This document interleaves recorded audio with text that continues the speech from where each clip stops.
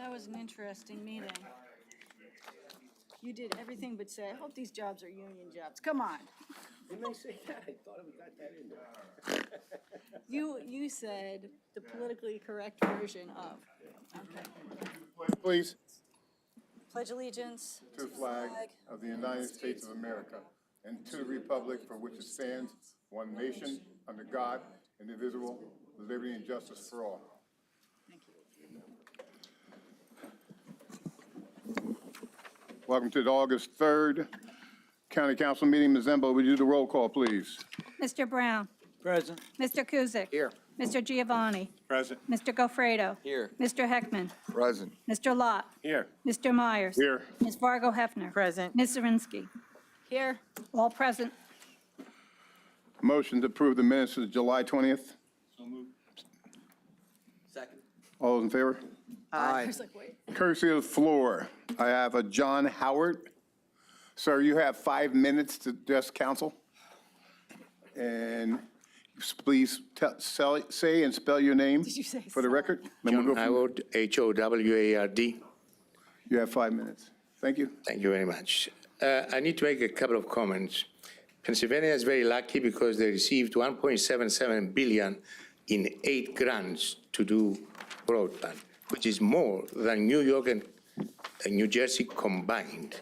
I would like to ask this panel, which is for progress financing, whatever it is, how much do you think the county should get from that $1.77 billion? Since you guys are the financial guys, I'm sure you checked and you have an idea how much money should be spent for Northampton County. If I look at the population of this county, it's 2.5% of Pennsylvania. So if I assume that it's 2-3%, this county should take about $50 million from the combined funds. So I disagree with your consultant who said, go and beg every ISP to do the work. I would suggest you go and get the $50 billion and having the money in your hand, demand meetings with this ISP because they will want to get that money. The other thing is that do not raise the taxes. Your consultant stated that $9 billion get out of this county to a joint venture. Get 5%. 5% of that $9 billion is a lot of money. And use that money for the development, the economic development. Don't tax the people that voted you in. So that's another thing. Now, regarding the incumbents, I tried to speak to AT&T, and we had a long conversation of assisting in broadband. They don't care. There's no interest for them to do that.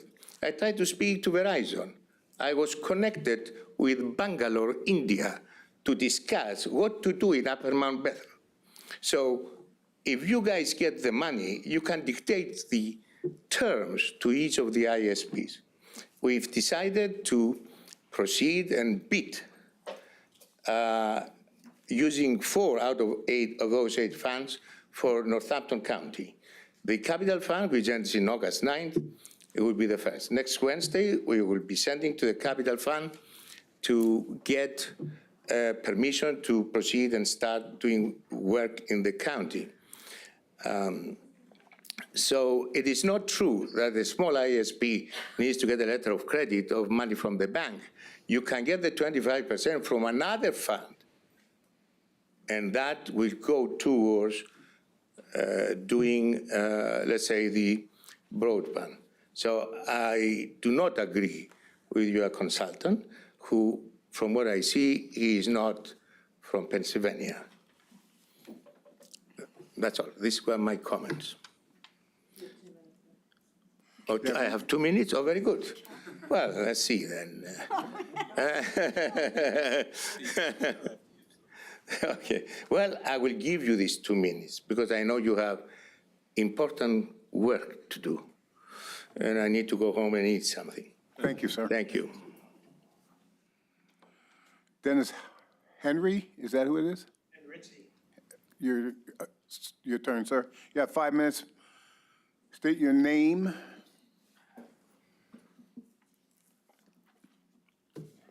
Is Hendrickson, is that what he said? Henritzy. It's Dennis Henritzy, Henrtzy. Good evening. I already told you my name. I'm a resident of this county. I've been a resident of this county for most of my life. I'm also employed by this county. I control your atmosphere in here. And I am the proud president of ASME Local 1265, which is the biggest union in the county of Northampton. I'm going to address last month's July 20th meeting and the vote on integrity health plan. Yes, I was very disappointed that I got voted down. Okay, very disappointed. Employees and their families have other things to do than go co-pay for their children. Employees and their families, but what was more annoying was the conduct of some of the council people. First of all, let me do this. Let me thank Mr. Cusack, Ms. Zirinsky, Mr. Lott, Mr. Heckman for your yes vote. That shows me and my sisters and brothers of the union that y'all care about your employee health.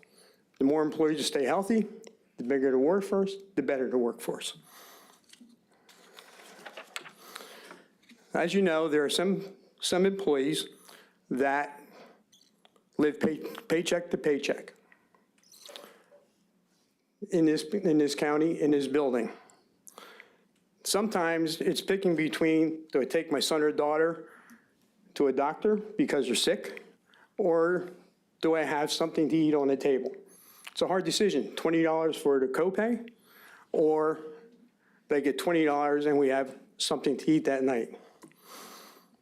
It's a big difference between the two.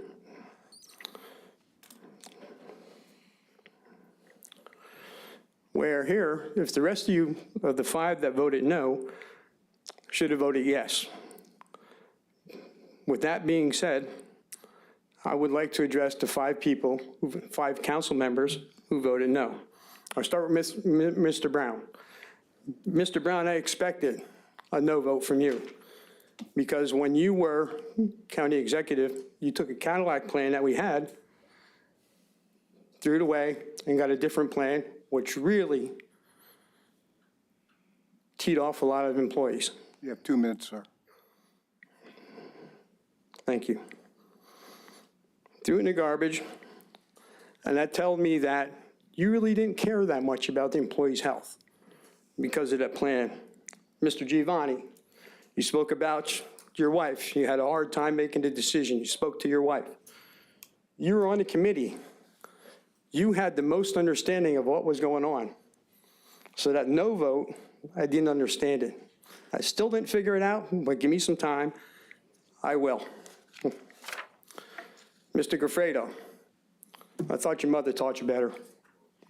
All right? Educating the employees on healthcare? Come on, since we were little kids, we were educated. That didn't mean anything to me. That was just something off the wall that you came up with. I'm sorry about that, but that's how I feel. Let's go to Louis Varga Hefner. You said you looked at Mr. Spinoni, and you said you were going to eliminate yourself on a vote, but you two talked and said it was good, that you were not going to present anything. So what happened? You put a big commercial in for St. Luke's University Hospital. What can I say about that? And Mr. Myers, you wanted the oohs and ahs and the crowd and everything else. Historically, you get the oohs and ahs and the crowds here when members, citizens of Northampton County don't want something. Ms. Varga, you also said you got 1 letter. That letter was from me. That represents the biggest union in the county. So it's not just a letter, it's a letter from all our members. went to oohs and ahs. By the way, there's probably about 1,200 union members watching this now from DC, Maryland, Philadelphia, New York, up to Connecticut. Thank you for your time.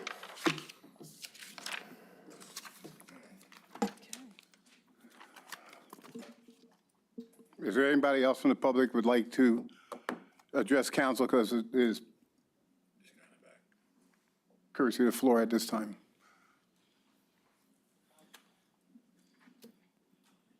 State your name. My name is Matthew Flower. You have 5 minutes, sir. Thank you. Mr. McClure and council members, I'm going to briefly share with you some facts about the Northampton County Domestic Relations Section, whose primary purpose is to apply the state law and collect child support dollars from obligors throughout Northampton County. Specifically, I'm going to discuss and provide examples for areas which require immediate attention, as they have resulted in or contributed to the incarceration of Northampton County citizens on a regular basis and deprive the same of their rights to due process. First, we have failure to provide timely notice of hearing to defendants. And I'll give you all a recent example of this. On June 7th, there was a hearing docketed by the Northampton County Domestic Relations Section.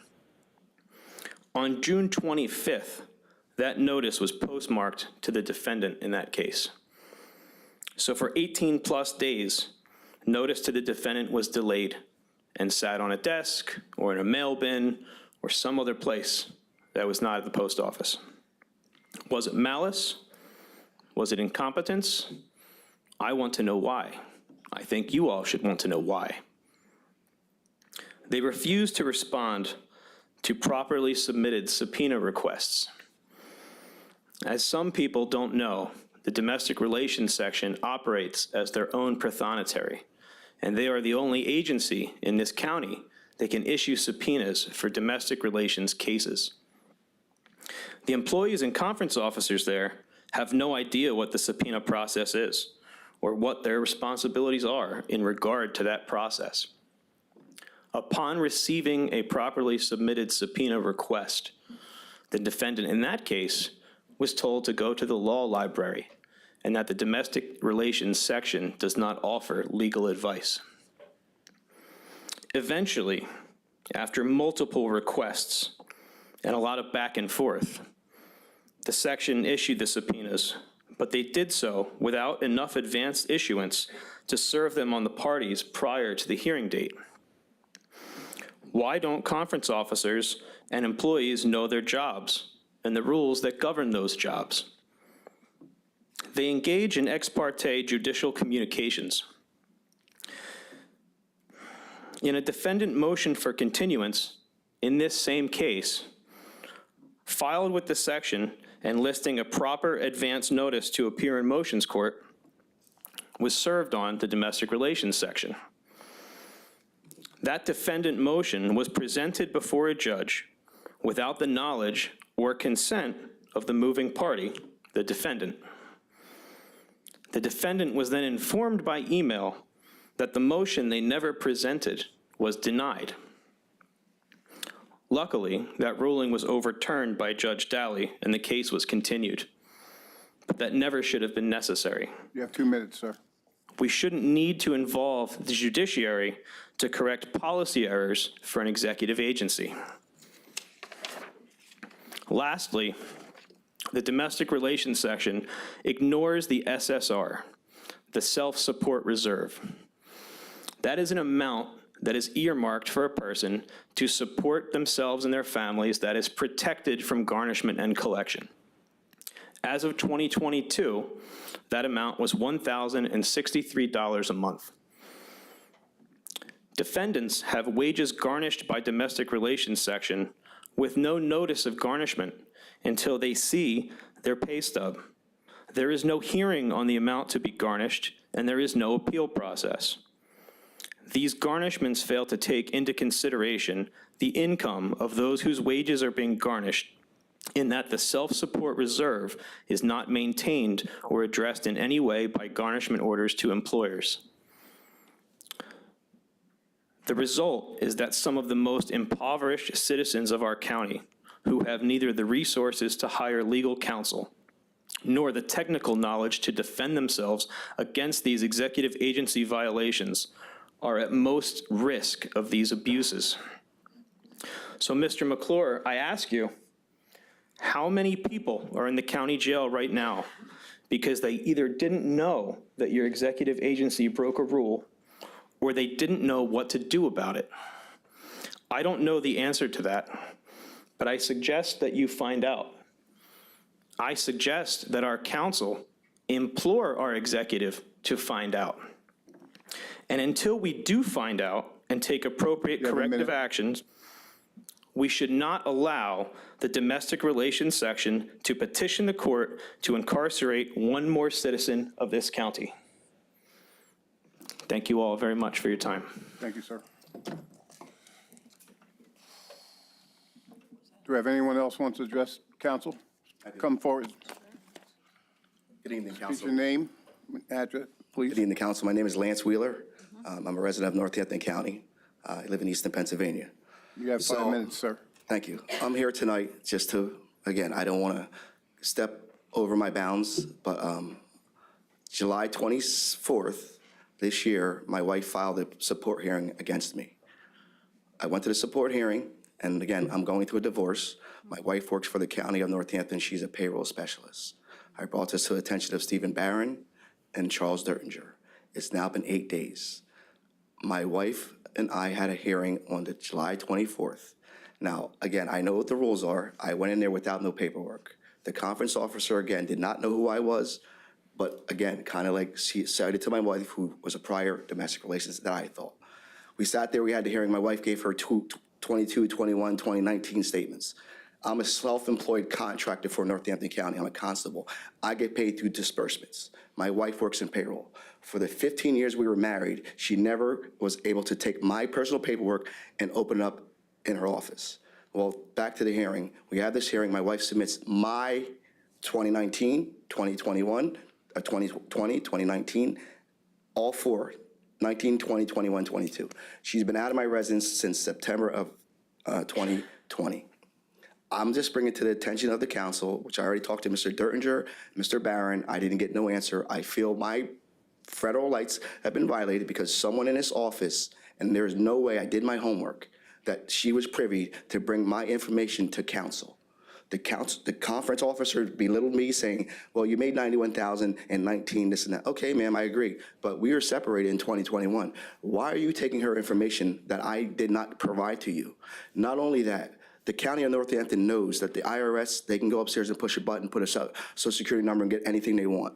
I worked at Wilson School District in 2022. My wife brought my statements that she did not have privy to the conference office. I don't want to hear about Wilson because I was told maybe Wilson gave it to her. I did my background check. They did not. Someone in this courthouse is privy to my information that she disclosed to council, to the Domestic Relations Office. 4 years of my information. 2 years she was with me, 19 and 20, maybe she had copies. She left my house in 2021. She brought information not privy to her, and like I asked the conference officer, I don't want the copies. I want to make sure it's in the computer because now we're filing, she wants support. I don't have no problem with that. My thing is, how do you get my information from an office where I was told by Mr. Barron she's a payroll specialist. She does not have the rights to disbursements where I get paid from the county. I have not heard nothing back from the county yet. I don't want to make this an issue, but again, I'm on $25,000 bail. I cannot go and make any noise. I come in the courthouse. She filed a PFA the day after on frivolous charges. So now I can't even walk the streets and look like, oh, well, because I want to know where she has the right to use her powers to go and get 4 years of my information and give it to a conference officer. And this is not a crime. This is worse than a crime. I don't want to hear people. I told by Mr. Dertinger, we were married, this and that. Okay, she's been going 2 years. And for the 14 years we're going together, Mr. Barron told her specifically, you cannot go in his file or record anything he has.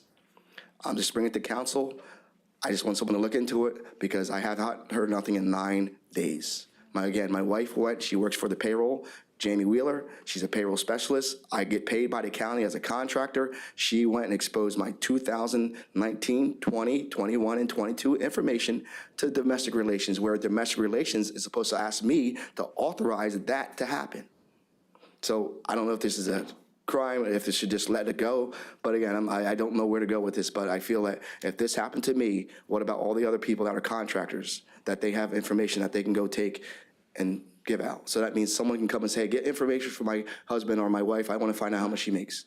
I agree my salary is public record, but I don't think my disbursements and my W-2s are public record that she should have brought there. That's all I have to say, because I know I talk a lot. I was just told to be cool, but I'm not letting this go. Okay, I didn't get a response from Stevie Barron. I got shut down. I called him nicely. Charles Zertner tried to play me like a clown. Okay, Mr. Wheeler, you can just go. We're looking into it. I'd seen Melissa Rudis at this. She said, I was in the office, asked for a right to know. I was told there is no such thing. I just want to know what's going on. I'm a target of something that I know it shouldn't be right. And when it's all said and done, I just want to have answers. I'm sorry that she worked here 21 years. As an employee of the county, but if you let this be right, then any county council, any person in the county should be able to authorize information. But again, 4 years you can do an investigation in domestics. Them papers that she supplied to her did not come from me, and it's in the system. She got it from somewhere, and she didn't get it from me. She left my house in 2021. She gave them all my information. You have a minute, sir. So that's all I say. I don't know where to go with it, but I just want to bring it to you because, again, I did my thing. I went to Charles Dertinger on Tuesday, Stevie Barron, Monday night. I called him. I didn't hear nothing. Today's Thursday of last week, July 24th, it just happened. I know people in the prison that skated hours and was walked out the job that day as an employee, that cheated on hours and was walked out the door that day. This lady's still been at work. I don't know if she's been suspended. I want to know something. Yes, it's my ex-wife. Yes, it might affect my kids, but you know what? What I'm doing. Your time's up, sir. Thank you. So that's what I want you to know, and I'm just going to say, I just want to know, council, do something, please.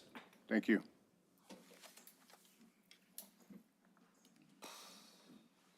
Anyone else want to address council at this time?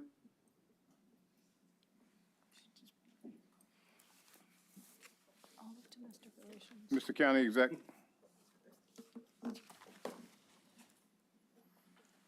Good evening, council. How is everyone tonight? Is Mr. Flower still here?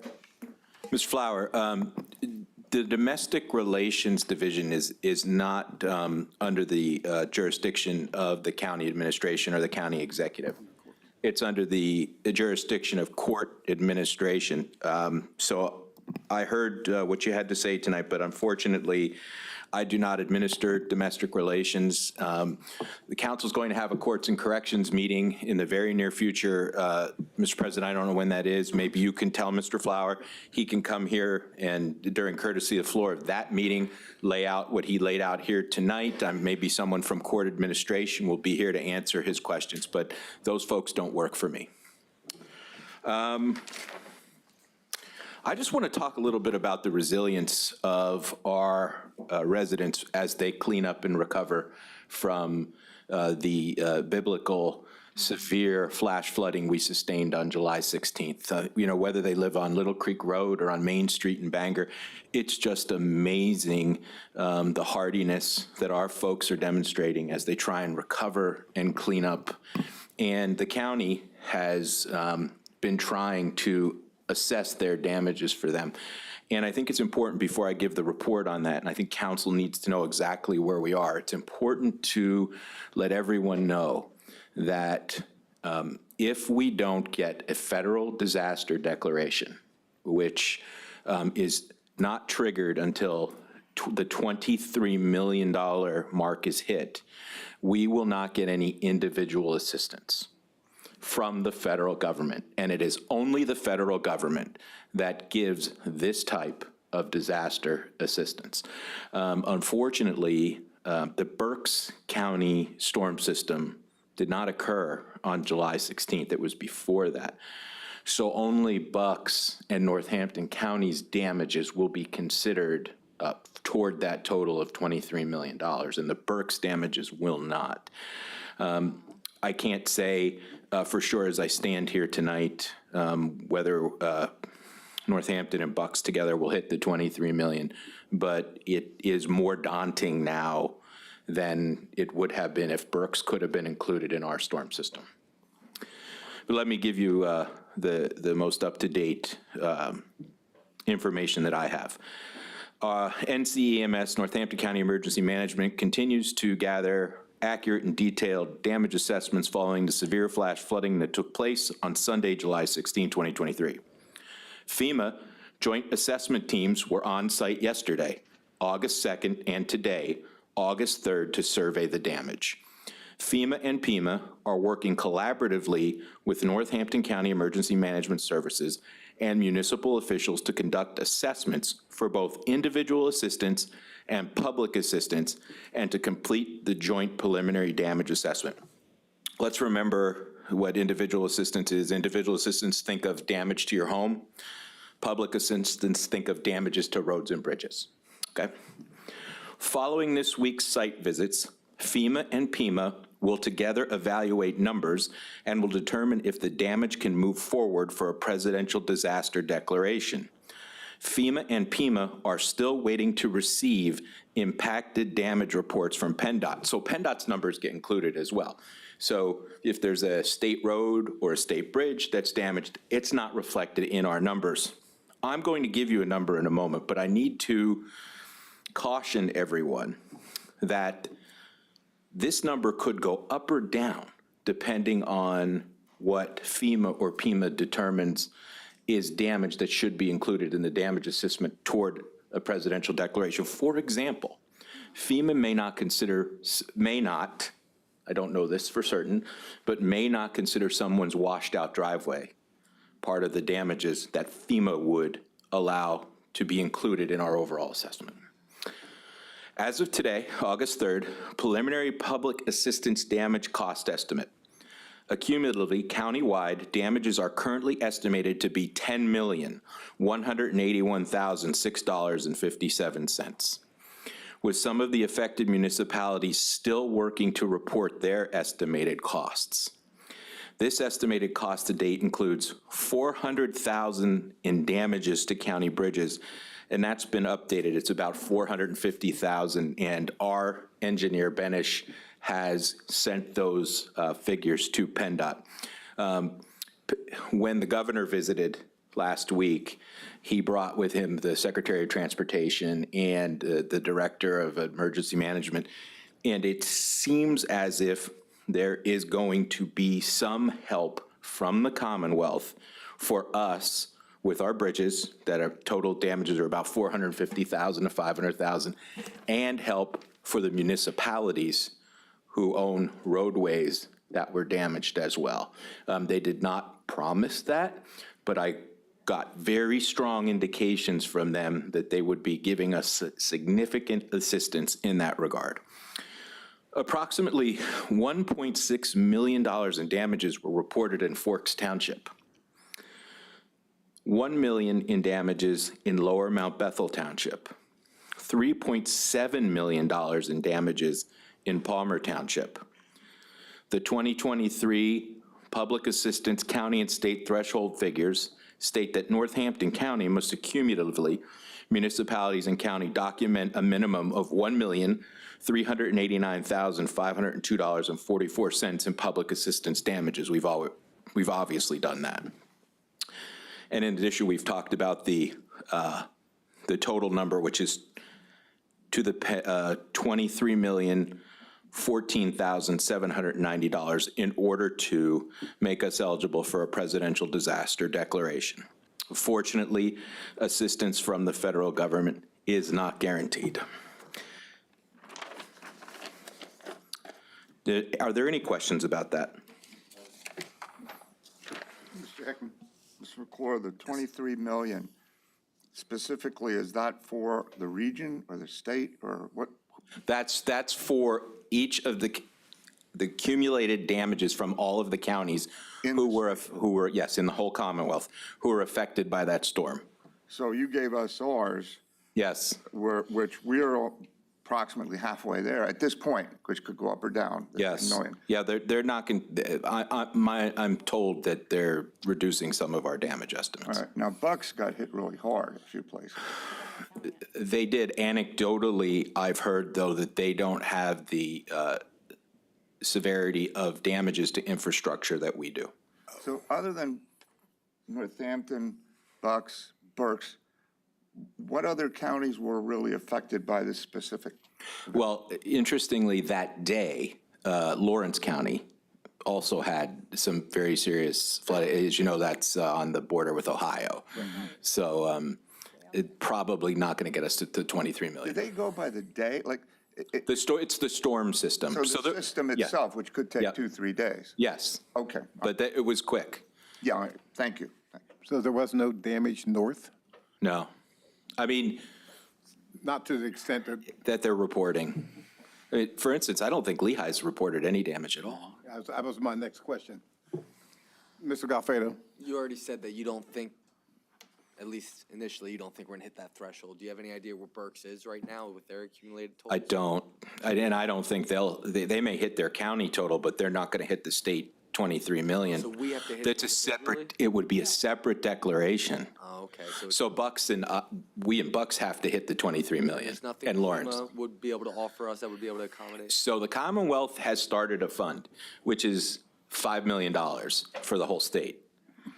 So we could take that all and then still have another 5 million of damages to have to mitigate. But the Commonwealth has other, PennDOT helping us to the extent they do with the bridges and the roads is going to be a big deal, but it doesn't get to where people live.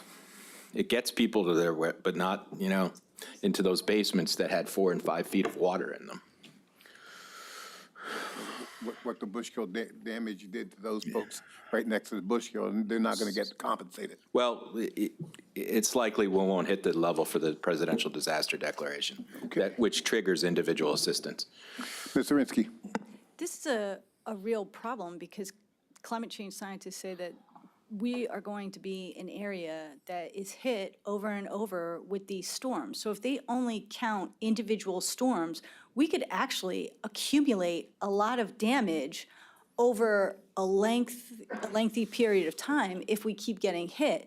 So what happens to those areas like ours if, let's just say we have 5 storms a summer, there's flooding in individual areas, but in any one individual storm, there's not this $23 million of damage. But over the course, we have $23 million of damage. Is there any sort of funding that could mitigate this that is earmarked specifically for climate change remediation or addressing climate change So the issues? answer to that question is no, the question that you asked. But a lot of folks do have flood insurance. I Okay. talked to one lady on Little Creek Road who had flood insurance, but the payoff is only going to be enough to fix her yard. It doesn't even touch the interior of her home. So And then what happens if flooding happens again? you bear the burden. Yeah. Bear the burden. The homeowner is going to bear the burden. This is- Yeah, it's a problem, especially in a county that has 2 rivers. Yeah. Yes, Mr. Cusack? You're next. We're covered by P Corp. Have you reached out to them, and are any of the damages done to county properties covered under our insurance carrier? I will get back to you on that. Anyone else? I don't think P Corp Questions for covers Mr. our McClure? bridges, but I'll get back to you on that. Anyone else? Thank you, Mr. McClure, unless you're not done. Oh, I'm not done. Okay, there you go. So I often talk about the cooperation between the counties in sort of the context of these bi-county entities that we participate in variously, and often it's to complain about them. But what we do sometimes miss is how important Lehigh County and Northampton County are to each other on a day-to-day basis. And we had 2 terrific examples of bi-county cooperation that didn't involve any authorities or boards or commissions. Yesterday, we announced, which County Council graciously appropriated the funds for our monitoring system, our air monitoring system, so that all across the valley, we'll be able to find out what's going on with particulate matter in the air. And we know this is important, and because child asthma rates are skyrocketing here in the valley, and particulate matter is one of those things that could contribute to that. So we did that yesterday, and that shows excellent bi-county cooperation. And today, the sheriff sent me this letter. July 28th, 2023, Sheriff Richard A. Johnston. Dear Sheriff Johnson, on Thursday, July 27th, 2023, at approximately 800 hours, a suspicious backpack was discovered in a refuse container outside the main entrance of the Lehigh County Courthouse. Your canine handler, Deputy Stephen Tuxhorn, was dispatched to our locations and assisted our office and the Allentown Fire Department bomb squad. His professionalism, along with the training and performance of your canine, Boomer, was indicative of your professional law enforcement agency. On behalf of myself, our office in Lehigh County, we extend our sincere gratitude. Respectfully, Joseph N. Hanna, Sheriff, County of Lehigh. So Boomer and Steve did well over there, and we were glad to share their expertise with them.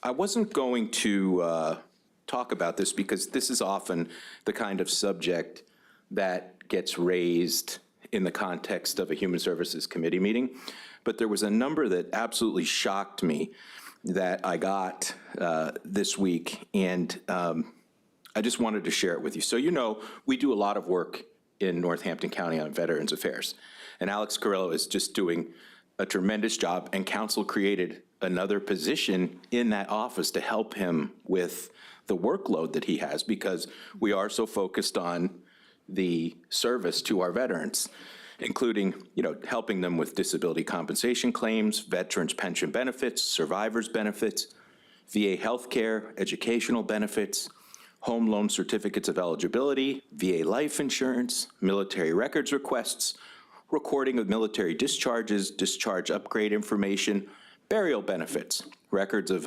veterans' burial, providing grave markers and flags, veterans' temporary assistance, and providing information and referral on community resources. So much important work that Alex and his team are doing. But he had 571 walk-ins from January 6, 2023 to June 2023. Think about your own life. 571 people just walked into the office for services. In addition to the walk-ins, the office has appointments scheduled. They can have up to 5 appointment slots per day. However, with other responsibilities, meetings, and other out-of-office events, the 5-day appointments are not daily. The 5-day appointments are not daily. From January 3rd, 2023 to July 28th, 2023, we calculated our appointment schedule count to about 360. 571 and 360. Now, there have been, so we checked. I wanted to see about phone calls and how busy our VA office is. And we had one guy and one assistant there for many years. They made or received 2,371 calls in the last year. So they are very busy helping our veterans. And I just thought that we should bring that to council's attention this week to let you know what's going on there. Several of you sit on the retirement board with me, and we learned at our last meeting that we have under management $513,646,498. In the pension fund, it's $463,795,774. In the OPEB fund, it's $48,534,422. And in the trust fund, with $1,316,302. Finally, we have agreed in principle with a developer to, and I wanted council to hear this first before anyone else heard it. We have agreed in principle with a developer who wishes to redevelop the Dixie property to do a TIF with them.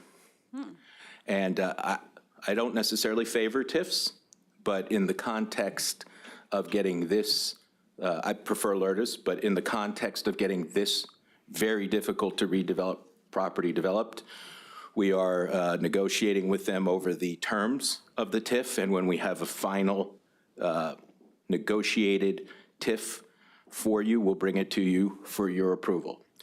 The developers asked us to not name them, so we won't, although they'll be revealing themselves very shortly. This is probably because the deal isn't closed yet. But I wanted to let you know that we are in these negotiations, and we have agreed to the concept of a TIF for the redevelopment of the Dixie property.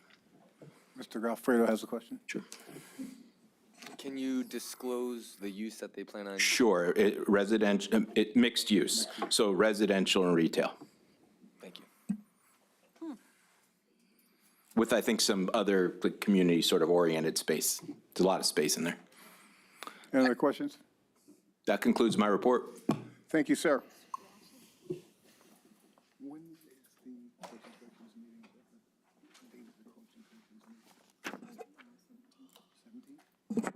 3:30?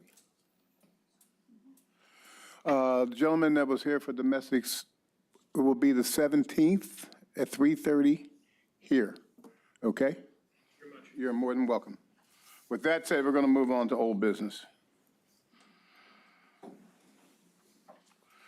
Does anybody have any old business? Yes, Ms. Zirinsky. I'm wondering, in the light of having Dennis Henritze here and talking to us about the 1,200 members that are watching this meeting, if we can't have a do-over on the vote for Integrity Healthcare Center, I think that it is such an important opportunity for us to have a healthcare center. That program can't be dead yet. I know that this was a resolution that was introduced before, so as a council member, I can introduce a resolution at any point in time, and it doesn't violate the Sunshine Act because it has been previously advertised and under consideration. Okay, just 1 minute is, number one, resolutions don't get advertised, so that's, Well, I mean, but it obviously wasn't on the agenda It wasn't for on the today. agenda for today. And I don't have the resolution here, so I don't know if you're going to reintroduce it as previously introduced, or was there changes? There are no changes. We would introduce it as I would like previously a clear introduced. opinion, point of order. I would like a clear opinion from the solicitor, just so we're all clean on this. This is the first time it's been brought to my attention, but through my 40-plus years of being a solicitor, the Robert's Rules of Order require that the motion come from the winning side. What? It's, not any member can, once it's done for this term of council, now, we're going to have a new council in January, then it's back to new business again, and it can be presented.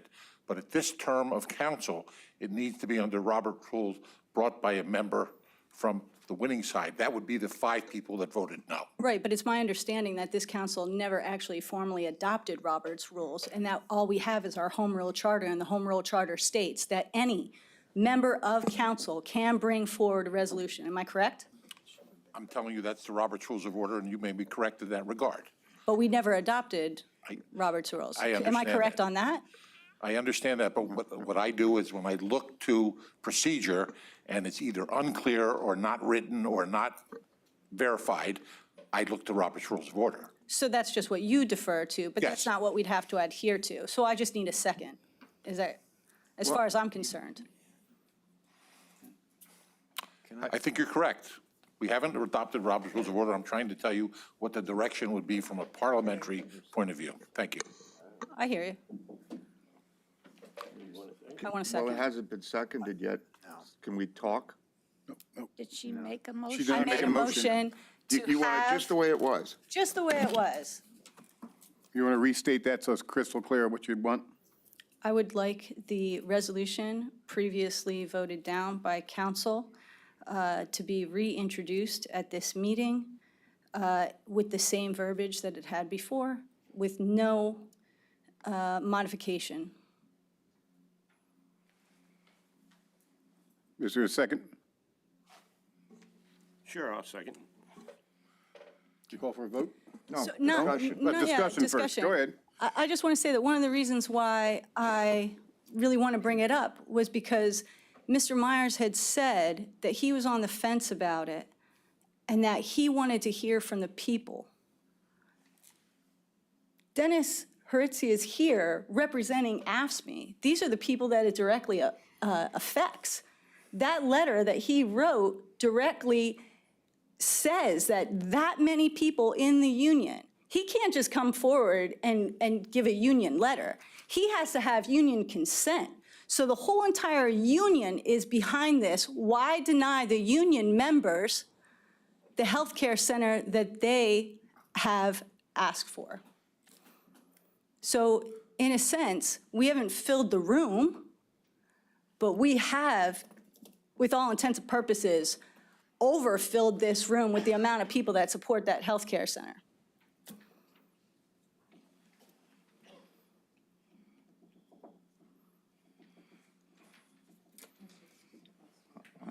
Mr. Kusick. I have an inquiry for the solicitor. Under the new sunshine law, would this have needed to be included as part of our advertisement for this meeting?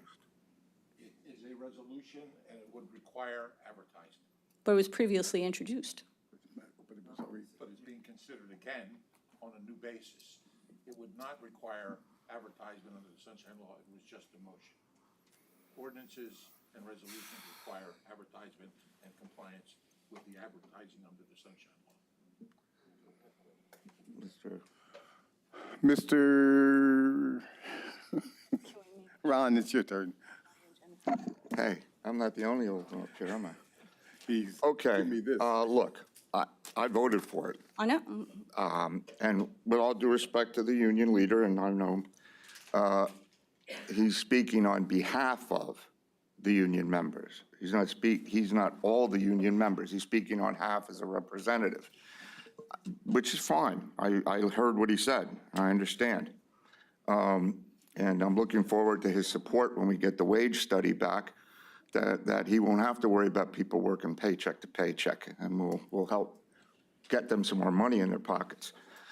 But I don't understand, honestly, I don't understand your strategy behind this tonight. And there's always strategy, because it failed.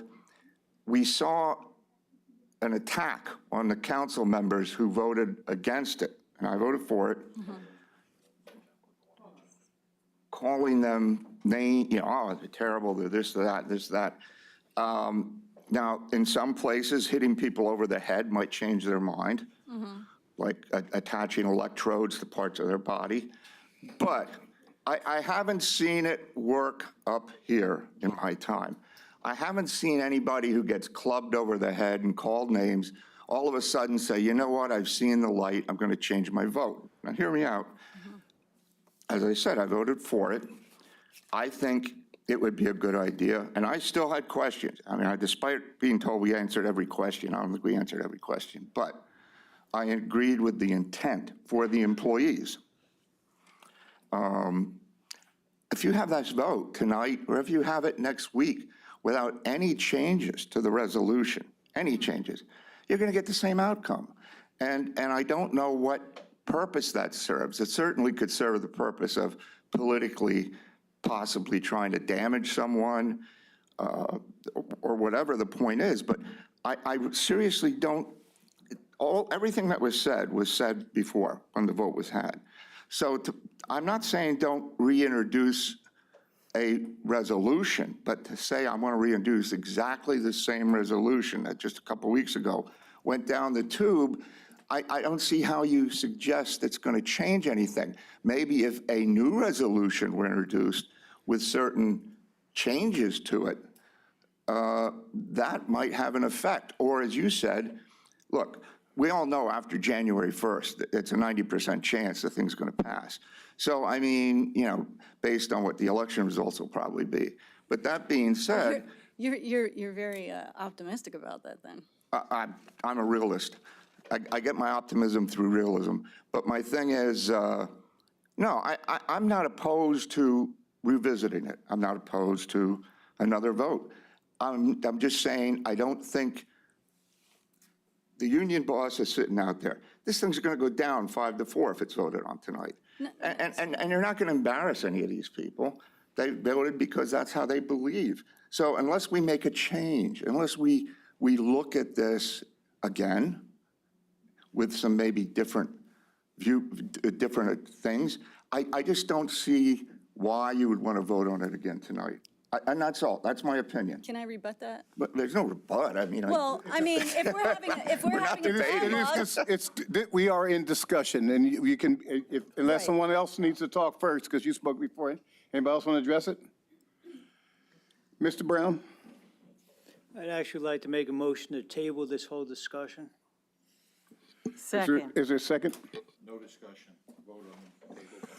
Vote on the table? If we already have a vote and a motion and a second, don't we need to vote on that one first? Do we have to? We already have a override? motion on the floor. And it was second. You're correct. Then we'll have the motion on the table. Right. Okay. So we have to vote on the first one, which was two. It's still under discuss. Not because we asked for tables, not, discussion's closed, correct? With a second? No, you're we're correct, still but on you due have to time. have the vote on the motion. But if there's further discussion, you should have the discussion. Yes. Everyone should be heard that wants to speak. Okay. You can't vote to table because a motion is already on the floor. We have to finish the first motion and the discussion and then take a vote. And when that's done, then you can continue. It seems like we're making up the rules as we go along. Can he table or not? I seconded it. If we can or we can't. Let me be very clear.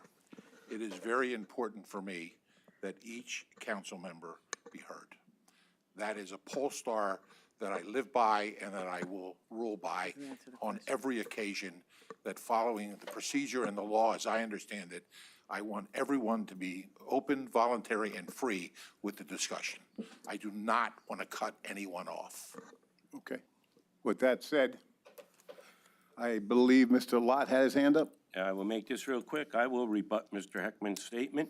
Mr. Myers stated the day we took this vote, the day before, he was in favor. So there we have a person in one day changed their mind. From Wednesday to Thursday, changed their mind. So a month goes by, things can change, Mr. Heckman. So maybe Mr. Myers had a change of heart now that he heard that the union is strongly supporting this. We don't know unless we take that vote, because things change day to day on this council. And the other thing I'd say to you, Mr. Heckman, was you say this might be called because of political reasons. I think there's been a lot done in this council for the last 2 years for political reasons, a heck of a lot. So this is just kind of a follow-up on what's been going on for the last 2 years. Thank you. You mean in the county as a whole? Or just I'm council? talking on this council, Mr. There's a lot of Heckman. politics on the other side of the dais, too. And you know that. Anyone else before I go to Ms. Zirinsky? Ms. Zirinsky? Yeah. So I would like to reiterate that that was my intent, that one of the things that, you do in sales is you knock down all the dominoes. People put something in front of you, an obstruction, an objection, and you say, how do I get over that? Mr. Myers' objection at the time that switched his vote was that not enough people came forward to say that they wanted this, and he had one person come forward to say that they didn't, or that they had a problem. They thought maybe their health care would get disseminated through the county, or there may be, and that can't happen because HIPAA would pertain, those kind of laws would still pertain to the healthcare center because it is a healthcare center and it still operates under the same laws. But the thing that changed your mind from the Wednesday to the Thursday, so you said in the minutes, was that not enough people came forward. So my hope in bringing this forward today is that this discussion is all fresh in our minds, that the healthcare center is important to the employees. Dennis, Mr. Henritzi, I was just making sure I got that name correct, because I know, like, sometimes, difficult. Mr. Henritzi felt moved to come here today. And I think it's important that when it's not just him representing the union, when the union writes a letter, they have to state what is in the letter, who is for it. They have to take a vote on moving it forward. So they have to have a consensus, the consensus of ASME as a union. The employees that would be directly affected by this healthcare center have come forward today for it. We've already been told countless times that this would save the county money. And I know you're rolling your eyes, Mr. Gofredo, because you don't believe it. It's too good to be true. But I want to tell you, when you control the costs of something that you own, instead of outsourcing them to a third party, you are always going to save yourself money. We are not going to be paying copays. We are going to be paying ourselves because we are a self-insured entity. And I was talking to this about somebody, I was talking to somebody about this who had wanted a healthcare facility. And they told me the reasons why. And they were identical to everything that was in the union letter. So my plea is for Mr. Myers to vote with his heart that was on Wednesday, before that vote, when he thought that county employees wanted this healthcare center. And all you need is 5 votes, and then we move forward. That's my intent.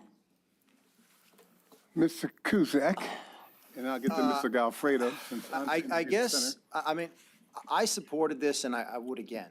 My concern is that it should have been placed on the agenda, okay? We had a council person here a long time ago that was famous for bringing stuff up under old business, new business, making motions. Yeah, we're worried, Mr. Solicitor. The problem is that the public needed to be made aware that this was going to be on the agenda. My understanding of the changes in the Sunshine Law is that that was the purpose, was to prevent things like that. If you would like to place this on the agenda for the next meeting, I'll be happy to consider it. I'll vote for it again. But tonight, I will not support it because it was not properly advertised as part of this meeting under the Sunshine Law. But you would Thank you. support it if we moved it to the next meeting? Yes. Mr. Can I Rinsky, you move weren't- it you to the weren't- next- You weren't recognized. Okay. And when Mr. Cusack's done, I'm going to Mr. Galfredo. Go ahead. Mr. Galfredo. I don't even know how much I want to go into this, but to start, you have a lot of pressure on yourself, There's apparently. been no pressure on me at all. Second of all, I don't think it's a very persuasive move to come in here with one man saying he represents 1,000 to insult a bunch of people and say, hey, now vote the other way. I didn't Now I'm not ask gonna him vote to the other way come. just out of principle. Just FYI. Third of all, Let's be courteous. When one's speaking, we can't have back and forth. thank you. Third of all, I don't like the fact that we don't get our way, so let's just keep bringing it up until we do. Is that how this works?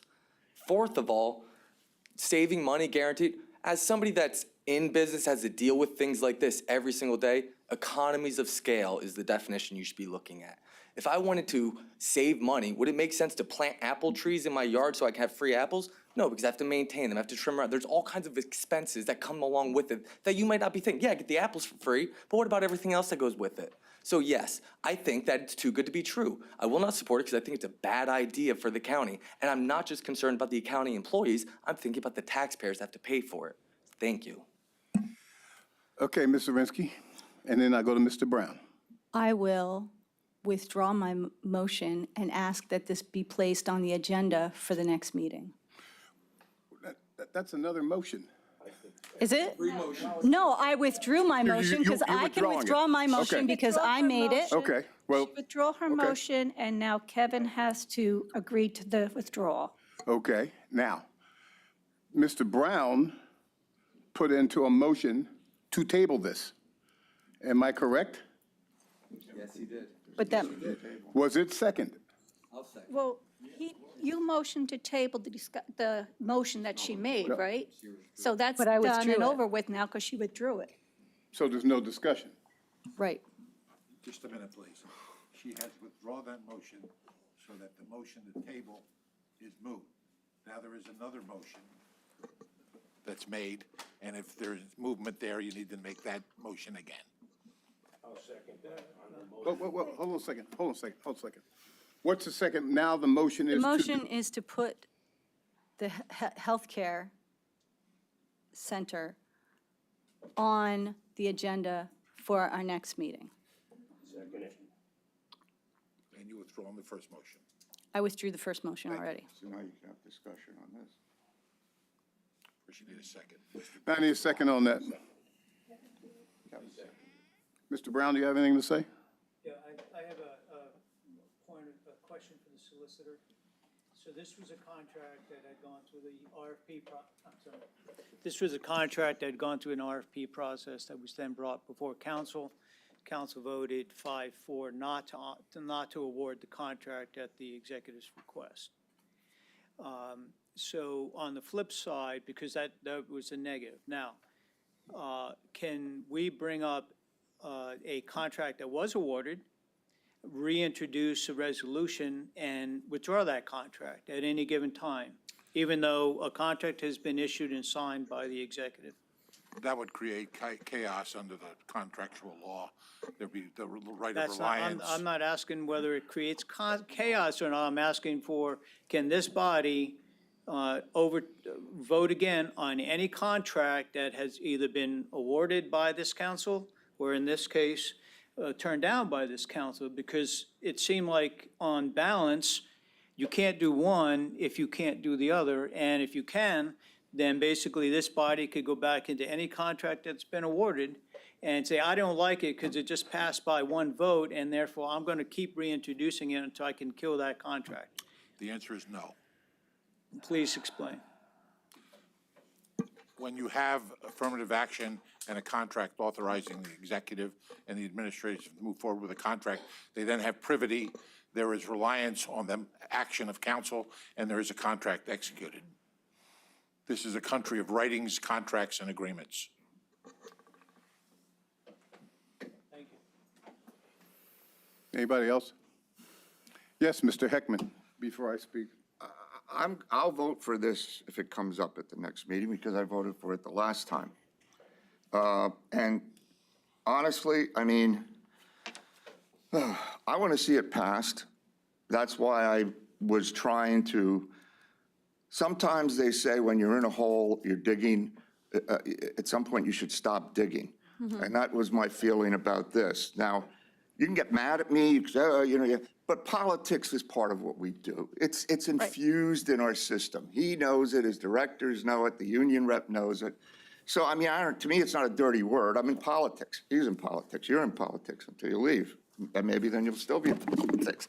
So, I mean, it's not to cast aspersions on anyone. It's part of the game that you play. And that's right, the game that we play. The game up here that I have played for, I don't know, 30 years off and on, has been the rule of 5. If I want something done, I don't care if whoever sits out there likes it, if some of the people up here hate me for it. If I can get 4 people besides myself, preferably 5, if the executive hates me, he'll veto it, then I know I got what I want. I got the legislation passed. We're a legislative body. We operate not by, well, we operate by speeches, and Lord knows we all make them, myself excluded. But at the end of the day, our success is the vote. And if you think you have the votes, that's great. If you don't think you have the votes, that's great. I bring it up, and I brought it up only because I did support it, and I've had a long history with this. I had conversations with the vendor. I still have some big questions about it. Having said that, that's why I would like to see it go forward too. I just didn't know if taking the resolution that was passed and saying, well, one person said they would have done it on this day, but not the other day. And just given what's happened in the meantime and what's said tonight, I doubt if you've changed his mind. I could be wrong, but the thing is just that I'm saying, I'm looking to success. What's the best way to success? I didn't think voting on this tonight, in 2 weeks, we'll see. Maybe we can offer some amendments to the resolution that might change the mind of some people who have concerns. We don't have to pass the resolution that's handed to us. Right. Council has the right to make their own resolutions. Right. So all I'm saying is, I would like to see it happen too, and I'm sure, there's a time frame, but maybe we could, we do some tinkering, and who knows, maybe we'll get that fifth vote, maybe even a sixth vote. It won't be vetoed, I know that, but at least we'll get that fifth vote. And that's all I'm coming from. I'll vote for it 6 or 7 times if you want to bring it up, but, I don't know if you're going to get anybody else. That's my only concern. And I mean, that's it. That's all I had to say. Nobody else? I guess it's my turn. I don't appreciate someone coming in here and jumping down on council, good, bad, or any other way. To me, it's in poor taste. Secondly, I appreciate the fact that you guys took my word verbatim for what I said, but you sort of forgot something else I said, that I received several phone calls and inquiries that day. That wasn't part of what you two put out. You only put out what I also said. With that being said, I don't see me changing my mind. Because of the fact that there was nobody here, it doesn't eliminate the fact that folks called me and folks talked to me about not being in favor of this thing. Doesn't make it any different one way or another. I appreciate the fact that you paid so close attention to what I had to say. It's the first time in history that someone actually did. Because any other time when I made statements about things, I've been drugged through the mud, called liar and cheat and unintelligent and the whole 9 yards. But I appreciate that fact too. I'm a big boy, I got big shoulders. I've lived 69 years being able to take a punch and keep on stroking. So I'll continue to do that at this point in life. With that said, we're going to call for a vote on your motion to put it on the agenda.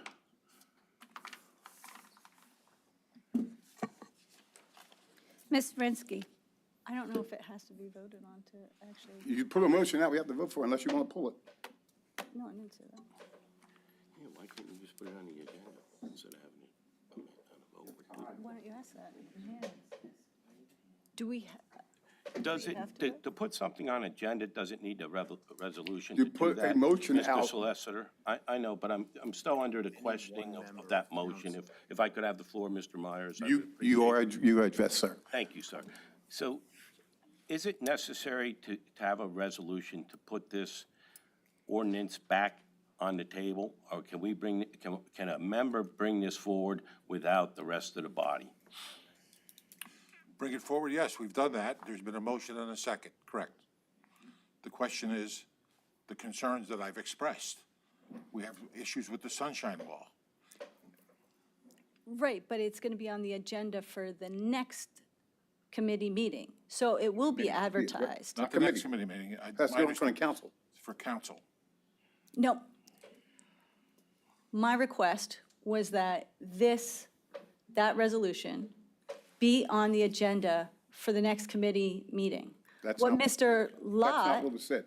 what Mr. Lott had asked was, do we actually need to vote on that? Does it have to be a motion, or can I just request it in old business to just be on the agenda, and then we'll discuss it then?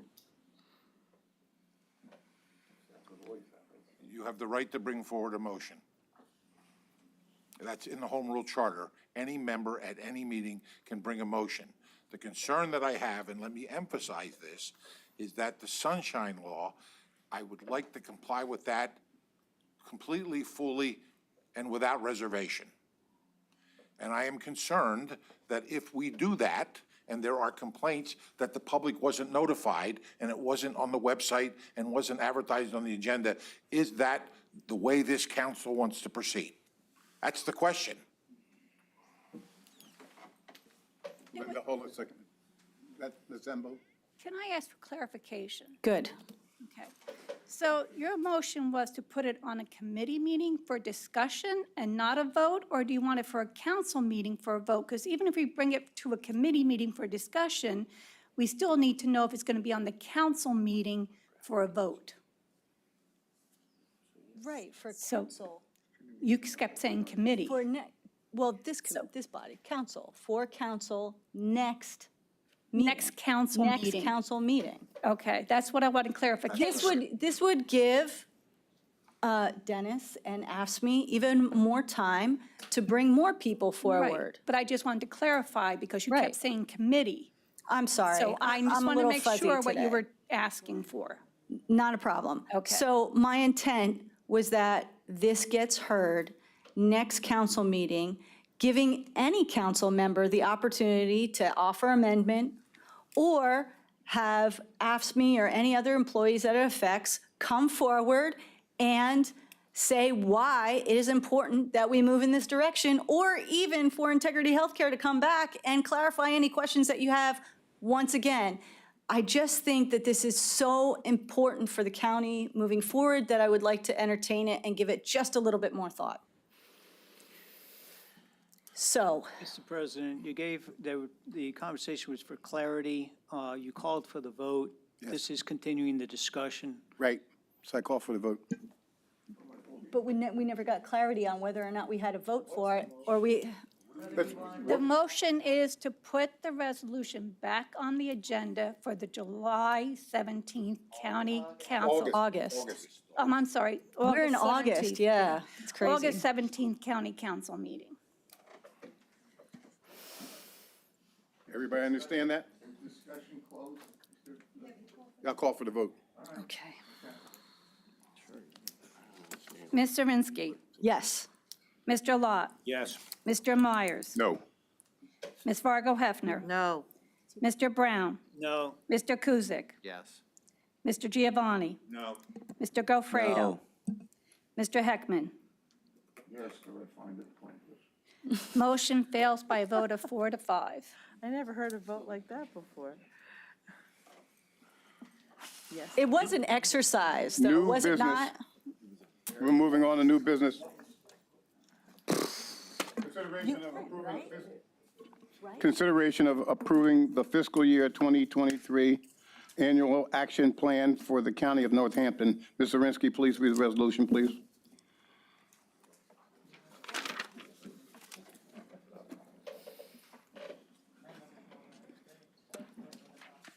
Okay, sorry about that. I was trying to collect myself. Now therefore, be it resolved by the Council of the County of Northampton that the fiscal year 2023 annual action plan is hereby approved. 2, that it is fully informed of the conditions that are required in the undertaking and carrying out of housing and community development activities with federal financial assistance. 3, that the county executive is authorized to execute and file the financial assistance application with HUD, which has indicated its willingness to make available funds to carry out the CDBG program in the amount of $2,145,924, home program in the amount of $726,227, ESG program in the amount of $190,766, and is further authorized to act as the authorized representative of the County of Northampton to sign any and all documents in regard to these programs. 4, that the county executive is hereby authorized to provide assurances and/or certifications as required by HUD, and also to provide any additional documents that may be requested.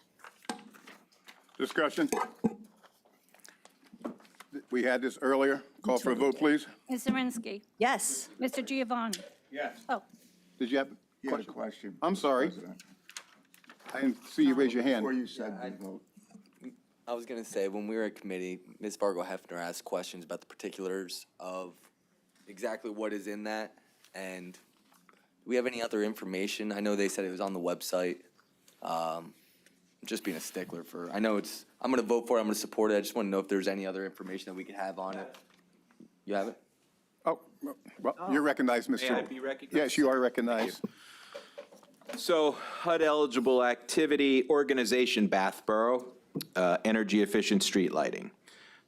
Wilson Borough, parking lot ADA recreation area ramps. Walnut, now remember, this is CDBG money, so they all have to be in census tracts that designate the folks who live there low to moderate income. So please keep that in mind.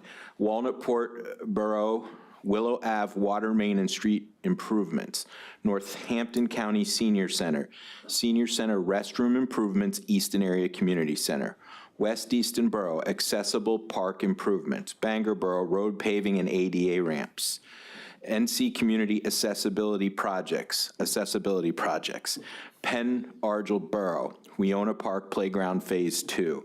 And then there's money in here for Easton Redevelopment Authority, but that's Easton's money. Remember, we combine these with Easton so that we both get more money. Exactly.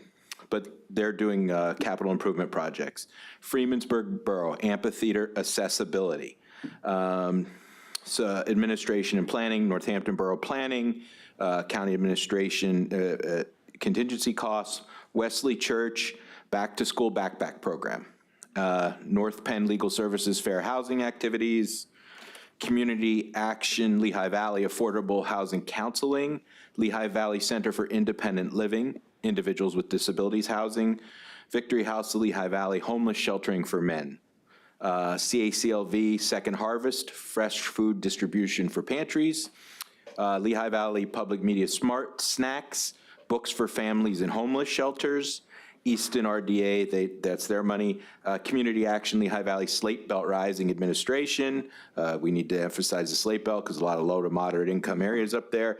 And Wilson Area Schools Links, Case Management Services, and Meals on Wheels. Thank you. Can you pass that to Mr. Yep, Kissi? I'll get you copies. I appreciate it. Okay, got a clarification? You good with that? Good. Anybody else? I'm great. Can we call for the vote now? Yep. Call for the vote, please. Ms. Zirinsky. Yes. Mr. Giovanni. Yes. Mr. Gofredo. Yes. Mr. Heckman. Yes. Mr. Lott. Yes. Mr. Myers. Yes. Ms. Fargo Hefner. Yes. Mr. Brown. Yes. Mr. Kuzic. Yes. Adopted by a vote of 9-0. Consideration of authorizing the filing of the redevelopment assistant capital program application business plan for funding on behalf of St. Luke's University Health Network resolution. Ms. Zirinsky, would you read that? It was discussed earlier. Sure will. Now therefore be it resolved by Northampton County Council as follows. One, the county supports the grant to St. Luke's University Health Network in the amount of $4,314,737 to be used for the St. Luke's Hospital Anderson Campus Expansion Project. The county agrees to serve as the public applicant for the grant. The county authorizes the county executive to execute the grant agreement on behalf of SLUHN and to execute any and all documents necessary to effectuate receipt of the grant for the project. We discussed this in the Economic Development Committee meeting. We're just the pass-through for the funds. Discussion on this? I asked earlier, and this is the old emergency room that's being redeveloped and being used on behalf of the students that they have there. Yeah. With that said, can we call for a vote, please? Ms. Zirinsky. Yes. Mr. Gofredo. Yes. Mr. Heckman. Yes. Mr. Lott. Yes. Mr. Myers. Yes. Ms. Fargo Hefner. Abstain. Sustained. Abstain. Abstained. Mr. Brown. Yes. Mr. Kuzic. Yes. Mr. Giovanni. Yes. Adopted by a vote of 8-0 with one abstention. Is there any other new business that we need to discuss? If not, yes, Mr. Never mind. Never mind? No, I have no.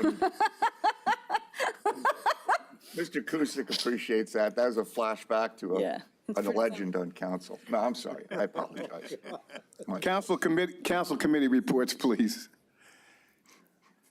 We had an Economic Development Committee meeting. We had Mr. Andrew Cohill from Design 9 to come in and give us an extensive broadband roadmap development plan. They will be giving us the report later as they're finishing up. We also had the discussion and the approval of the fiscal year 2023 annual action plan that we all voted for. And we also had the discussion regarding the authorizing of the filing of the RCAP application and business plan for funding St. Luke's University Hospital, or University Health Network funding as a pass-through. Good times. Okay. 17th of August, there will be a courts and correction meeting at 3:30. Liaison reports. None. Council Clerk. Nothing. Mr. Solicitor? Ask a question. Go ahead. For the clerk, have you received the Q2 financials yet? No? And then the 2022 audited financials, have we heard back from the outside auditor?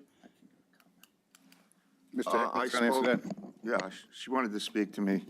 I spoke to the auditor. They're in the process. She said that they had to wait on some numbers from finance. I mean, I forget what it was specifically. Maybe Mr. Barron, if you want to know that, could shed light on it. But they hadn't gotten them yet. But it was something somewhere, and he can tell you. And I said, well, fine, but she said it shouldn't be a big problem. They have everything they need for the CAFR. They've had everything they need for the CAFR. They have to go through their drafting process. Remember, this is council's auditors. We gave them all the information they needed when we closed out the books in February. They've been working diligently on the audit. Did they have everything? You're saying they had everything? When was? They had everything closed out with the temporary balances as of February. They had everything they needed to close out the audit probably in May or June. So you have to wait for the CAFR to get published. So I don't know what they do in the background. And I don't get involved because once I give them the information, they are independent of me. Okay. So when they come, she said we should get it, like, we'll have it, obviously. But you can ask her then. She wanted to just know if, they go through that process. You see, we talk to them. Do I know, is there and it was pretty cut and dried. It's happened with me before. But she did say about a delay, and she mentioned something about information. So, when they come, I guess you can ask her. I'll give you her name. Will they be here for the August Finance Committee? I think they plan to be. I don't think she said they wouldn't be here. I'll double check with her. Yeah. I haven't heard anything. Yeah. Thank you. Yeah, she just talked about a delay in a specific piece of information that, who's in finance? Peg's daughter. Mary Alice was going to get to her, and assured her she'd get it. Again. We'll check on, make sure that that's not the case. Yeah, I mean, all I know is Tomorrow morning, Mary Alice. I talked to her on the phone, but her overall assessment was they'll get it to us. It shouldn't be a major delay. That's all. Well, Any other questions? Solicitor? Nothing. Are you, Motion to adjourn. yeah. Second.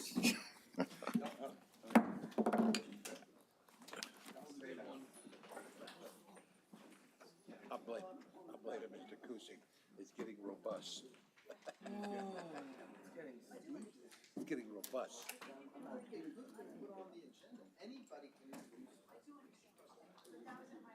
A motion. There's ordinances, resolutions, and motions.